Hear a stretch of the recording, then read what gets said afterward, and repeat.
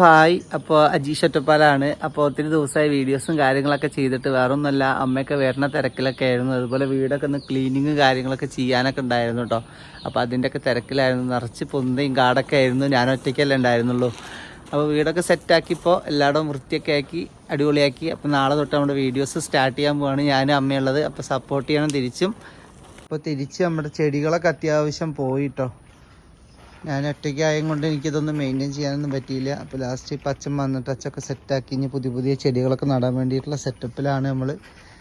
അപ്പോൾ ഇതിൻ്റെ ഇടയിൽ കൂടെ നമ്മുടെ ഇതൊക്കെ പൂത്തിട്ടും കാര്യങ്ങളൊക്കെ ഉണ്ട് കേട്ടോ. അപ്പോൾ സെറ്റാക്കിയൊക്കെ വൃത്തിയാക്കി കുട്ടപ്പനാക്കി എടുത്തു കേട്ടോ. നമ്മുടെ ക്രിസ്മസ് കഴിഞ്ഞിട്ട് ലൈറ്റും കാര്യങ്ങളൊന്നും ഊരി വെച്ചിട്ടില്ല. അതൊക്കെ നാളെ മറ്റന്നായിട്ടൊക്കെ ഊരി വയ്ക്കണം. സമയം കിട്ടിയിട്ടില്ല. ഇതൊരു വെറൈറ്റിയാണ് കേട്ടോ. ഇത് നന്നായി നോക്കിയിട്ടുണ്ടാച്ചാൽ അടിപൊളിയായിട്ടുണ്ടായിരുന്നു.